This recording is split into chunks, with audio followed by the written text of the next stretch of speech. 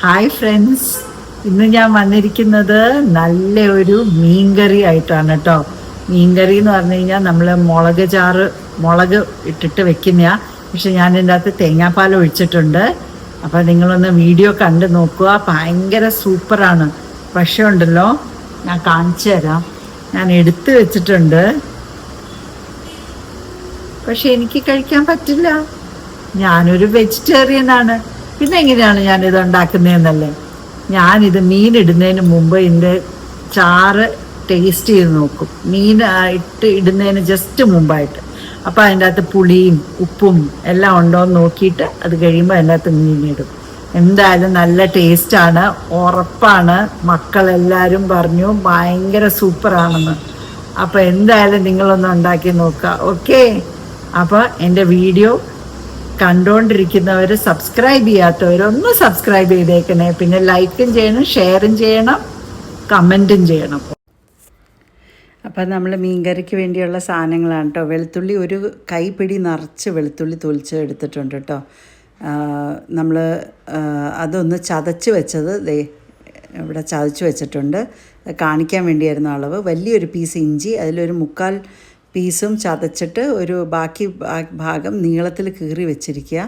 പച്ചമുളകും അതേപോലെ തന്നെ ഒരു 3-4 എണ്ണം എടുക്കുക, എരിവനുസരിച്ച് കേട്ടോ. എരിവില്ലാത്തതാണെങ്കിൽ കൂടുതലെടുത്താലും കുഴപ്പമില്ല. പിന്നെ 2 തരത്തിലെ മുളക് പൊടിയും വേണം, കശ്മീരിയും വേണം, എരിവുള്ള മുളക് പൊടിയും വേണം. പിന്നെ വേണ്ട മഞ്ഞൾപ്പൊടിയാണ്. പിന്നെ വേണ്ടത് നമുക്ക് ഇത് കൂടാണ്ട് ഉലുവാപ്പൊടി വേണം, മല്ലിപ്പൊടിയും വേണം. ഞാൻ മല്ലിപ്പൊടി ഇതിൽ കാണിക്കാൻ മറന്നു പോയിട്ടുണ്ട്.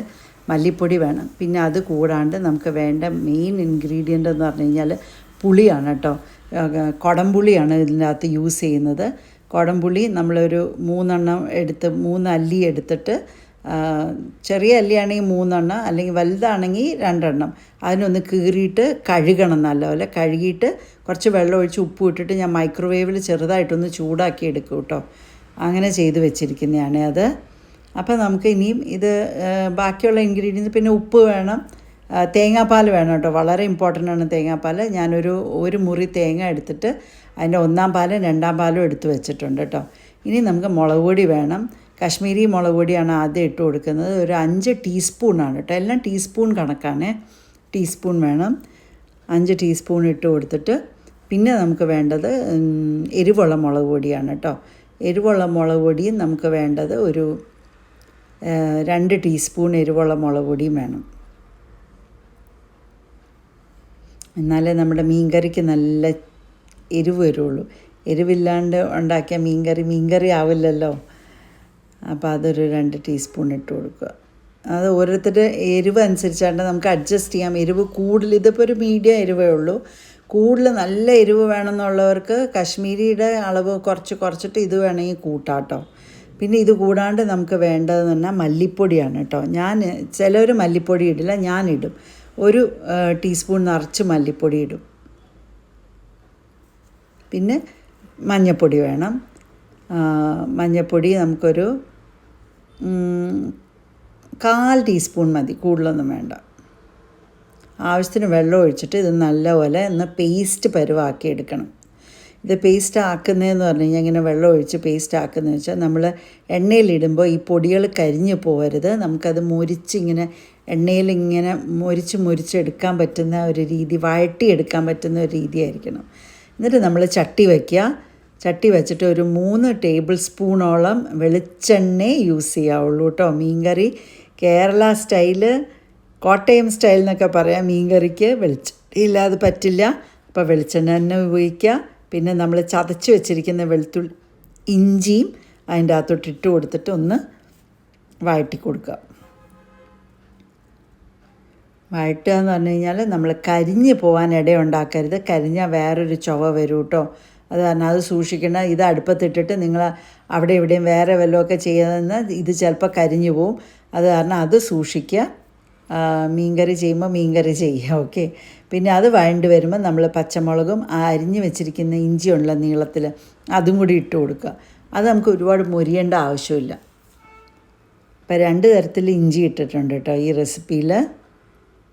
നിങ്ങൾ ആരെങ്കിലും ഇങ്ങനെ ചെയ്യാറുണ്ടോ എന്നെപ്പോലെ? ഓക്കെ. അപ്പോൾ ഇത് ഒന്ന് ചെറുതായിട്ട് വഴണ്ട് കിട്ടിക്കഴിഞ്ഞ് കഴിഞ്ഞാൽ നമ്മൾ ഇനി അടുത്തത് ചെയ്യേണ്ടതെന്ന് പറഞ്ഞാൽ നമ്മൾ അരച്ച് വെച്ച പേസ്റ്റ് അല്ല കേട്ടോ. പണ്ടൊക്കെ അരയ്ക്കുമായിരുന്നു.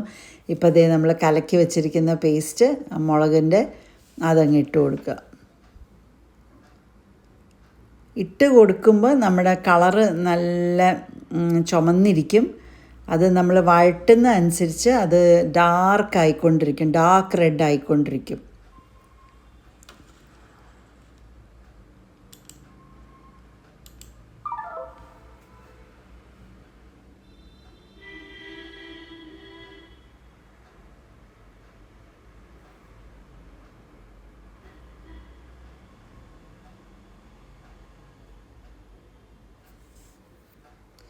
ഇങ്ങനെ ഇതെല്ലാം മൊത്തം ഇട്ട് കൊടുത്തിട്ട് അത് നല്ലപോലെ വഴറ്റി കൊടുക്കുക.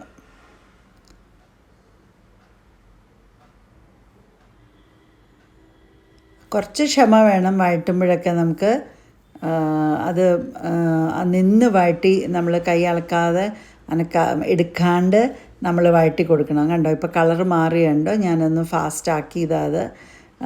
അപ്പോൾ ഈ രീതിയിൽ നമ്മുടെ കളർ മാറിക്കഴിഞ്ഞ് കഴിഞ്ഞാൽ ഇതിൻ്റെ അകത്ത് നമുക്ക് ഒഴിക്കേണ്ടതെന്ന് പറഞ്ഞാൽ നമ്മുടെ രണ്ടാം പാലും ആവശ്യത്തിന് വെള്ളം ഒഴിച്ചിട്ട് നമ്മൾ കലക്കി വയ്ക്കുക. വെള്ളം ഒഴിക്കുന്ന വീഡിയോ എടുത്തില്ല, ക്ഷമിക്കണം. അപ്പോൾ അത് നമ്മൾ എടുത്തു വെച്ചിരിക്കുന്നത് അതിൻ്റെ അകത്തോട്ട് ഒഴിച്ചു കൊടുക്കുക. എന്നിട്ട് അടച്ച് പുളിയും കൂടി ഇടുന്ന ഷോട്ട് മറന്നു പോയിട്ടോ. പുളിയും കൂടി ഇട്ടിട്ട് നമ്മൾ അടച്ചു വയ്ക്കുക. അത് നല്ല വെട്ടിത്തിളയ്ക്കുമ്പോൾ നമ്മൾ അതിൻ്റെ അകത്തോട്ട് നമ്മുടെ കേര മീൻ ചെറിയ പീസായിട്ടോ മുറിച്ചിരിക്കുന്ന, വലിയ പീസായിട്ടല്ല. അപ്പോൾ അതിൻ്റെ അകത്ത് നല്ല ചാറും മുളകും ഒക്കെ പിടിക്കും. എന്നിട്ട് ഇതുപോലെ അടച്ച് വെച്ചിട്ട് ഒരു 10-15 മിനിറ്റ് ഒരു മീഡിയം ഫ്ലെയിമിൽ കിടന്നത് തിളയ്ക്കട്ടെ നല്ല പോലെ. അത് തിളച്ച് അത് വെന്ത് എല്ലാം റെഡിയായി കഴിയുമ്പോൾ അതേ കിടന്ന് തിളയ്ക്കുന്ന ഹൈ നല്ല മണവും വരുന്നുണ്ട് കേട്ടോ. നല്ല മീൻകറിയുടെ മണം വരുന്നുണ്ട്. ഇനിയും ലാസ്റ്റ് നമ്മൾ ചെയ്യേണ്ട കുറച്ച് പരിപാടികളുണ്ട്. കുറച്ച് ഉലുവാപ്പൊടി, ഒരു 1/2 ടീസ്പൂൺ ടു 3/4 ടീസ്പൂൺ ഉലുവാപ്പൊടി ഇട്ട് കൊടുക്കുക കേട്ടോ. അപ്പോൾ ഇതിനിടയ്ക്ക് നമ്മൾ ടേസ്റ്റൊക്കെ നോക്കിക്കൊള്ളണം. പുളിയുണ്ടോ ഉപ്പുണ്ടോ എന്നൊക്കെ ഉള്ളത് ചെക്ക് ചെയ്തോളണം. ഉപ്പ് ഇടുന്നത് ഞാൻ കാണിച്ചിട്ടില്ല പ്രത്യേകിച്ച്. ഉപ്പ് നിങ്ങൾ മറന്നു പോകരുത്, ഞാൻ പറഞ്ഞില്ല എന്ന് പറഞ്ഞ് ഉപ്പിട്ടോളണം. കണ്ടോ അത് കിടന്ന് വെട്ടിത്തിളക്കിയാണ്. ആഹാ നല്ല മീൻകറി ആട്ടോ. എല്ലാവരും ഇങ്ങനെ ഒന്ന് വെച്ച് നോക്കണേ. ഇത് ലാസ്റ്റ് നമുക്ക് അതിൻ്റെ പുറത്ത് കുറച്ച് കരിവേപ്പിലയും പിന്നെ കുറച്ച് പച്ച വെളിച്ചെണ്ണയും ഒഴിച്ചിട്ട് ഇതൊന്ന് അടച്ച് വെച്ച് ഒരു അരമണിക്കൂർ കഴിഞ്ഞ് തുറന്ന് നോക്കിയാൽ അടിപൊളി മീൻകറി ആയിരിക്കും കേട്ടോ. പിറ്റേ ദിവസം എടുക്കുകയാണെങ്കിൽ ഇതിൻ്റെ രുചി കുറേയും കൂടി കൂടും. അപ്പോൾ എല്ലാ കൂട്ടുകാരും ഇങ്ങനെ ഒന്ന് ഉണ്ടാക്കി നോക്കുക. എൻ്റെ ചാനൽ സബ്സ്ക്രൈബ് ചെയ്യാത്തവരൊന്ന് സബ്സ്ക്രൈബ് ചെയ്തിരിക്കണേ. ബൈ.